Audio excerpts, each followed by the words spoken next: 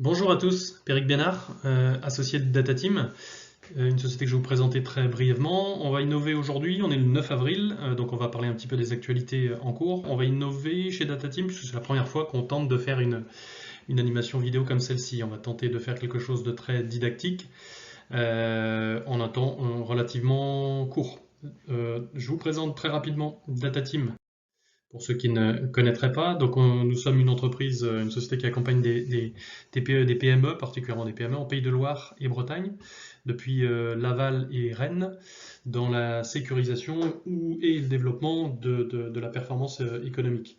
On va parler plutôt de sécurisation aujourd'hui, effectivement, avec l'actualité qu'elle est la nôtre. Donc deux piliers pour développer tout cela avec nos clients, c'est essayer de mettre à disposition les bonnes méthodes de gestion des grandes entreprises dans les plus petites. Et je parle bien des bonnes méthodes de gestion, puisqu'il n'y a pas que du bon nécessairement dans les méthodes des grandes entreprises, particulièrement côté management peut-être.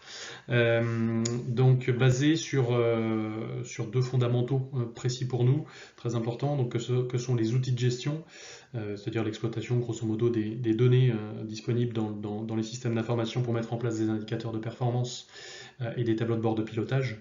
Et deuxième fondamental, c'est le management pour bien utiliser tout cela. Entrons dans le vif du sujet par rapport à l'actualité qui est celle d'aujourd'hui. Je ne vais pas m'étaler, enfin vous développer tous les sujets qui concernent l'accès au financement et le plan d'aide massif aujourd'hui à l'économie qui est déployé par le gouvernement et l'administration. Je voudrais que l'on parle très pratiquement et de façon très pragmatique sur le moyen d'agir aujourd'hui sur ce qui dépend de vous, entrepreneurs. Il n'y a que là-dessus, effectivement, que vous pouvez vous assurer de pouvoir développer votre trésorerie en fonction de ce que vous mettez en place dès maintenant. Donc la prévisionnelle de trésorerie, je vais commencer par là, avant d'évoquer la gestion à proprement parler, la gestion de trésorerie. Ça doit être votre seule boussole pour les semaines à venir. Sous deux temps, on va dire le court terme et le moyen terme. Donc dès maintenant, en avril, c'est faire en sorte de mobiliser tous les dispositifs qui vont vous permettre de sécuriser votre cash avant de penser à l'environnement public ou bancaire. C'est regarder comment est-ce que vous pouvez mobiliser aujourd'hui ce qui est à votre actif. Encaisser évidemment autant que possible par de la relance proactive vos clients. Si ça fonctionne, si c'est un peu si vous avez quelques difficultés ou en tout cas si vous voulez vous assurer de pouvoir être payé plus vite, n'hésitez pas à solliciter des solutions de cession de créances. Voilà, communiquer et rester fortement en relation évidemment avec vos clients et vos fournisseurs. N'oubliez pas de régler vos fournisseurs bien entendu. Ce serait un grand danger globalement pour l'économie mais aussi pour vous très précisément que de retenir et de retarder les paiements auprès de vos fournisseurs. Donc vous avez tous les outils sous la main pour pouvoir travailler cela en confiance avec vos partenaires. N'hésitez pas aussi à regarder dans vos postes de dépenses qui potentiellement vous consomment du cash et qui ne serait pas vital aujourd'hui. À moyen terme, c'est travailler sur un plan de financement qui soit un peu plus étalé dans le mois, mais systématiquement remis à jour. Suivre et relancer évidemment vos demandes de financement extérieurs. Regardez si vous pouvez regrouper aussi les missions des règlements de vos fournisseurs. Voilà, je ne vais pas rentrer dans le détail de tout cela, vous lisez ça à l'écran.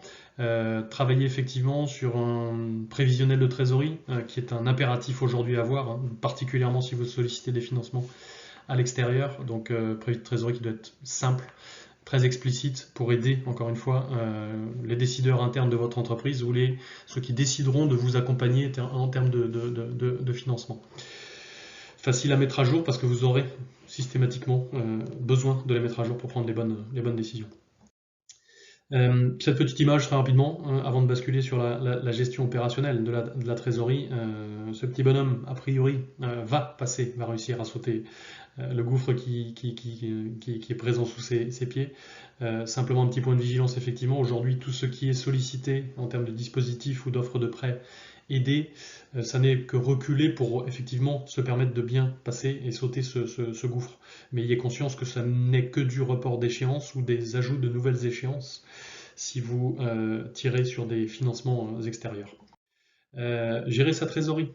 Ce que je voulais aborder aujourd'hui, c'était de vous faire prendre conscience, vous, chef d'entreprise ou décideur dans l'entreprise, que ce n'est pas que l'affaire du comptable ou du trésorier, mais c'est bel et bien l'affaire de tous dans l'entreprise. Travaillez sous ces deux angles jour à jour et impliquez vos équipes dans cette problématique, dans ces réflexions. Première source de cash dans votre boîte, si encore une fois je laisse de côté le cash extérieur, c'est évidemment votre résultat, le résultat de l'exploitation de votre entreprise.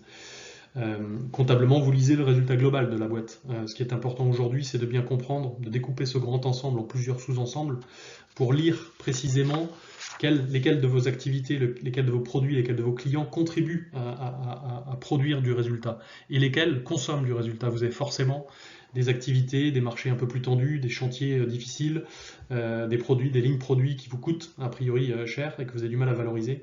Réfléchissez bien et identifiez bien ces points faibles pour pouvoir piloter effectivement vos actions commerciales quand il s'agira de réaccélérer à la reprise.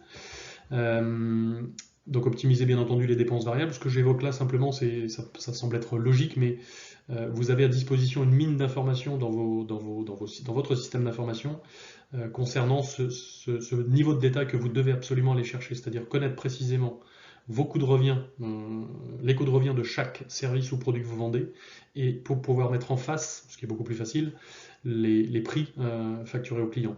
La différence de l'un par l'autre, ça vous donne effectivement un niveau de marge que vous devez connaître en conscience pour prendre les bonnes décisions et accélérer là où c'est rentable et mettre peut-être en suspens effectivement tout ce qui l'est moins, voire négatif. Ça existe. Travaillez aujourd'hui effectivement aussi précisément à la réduction de vos charges fixes. C'est extrêmement important pour peu qu'elles ne soient pas obligatoires stratégiquement. Il y a un vrai sujet concernant la communication.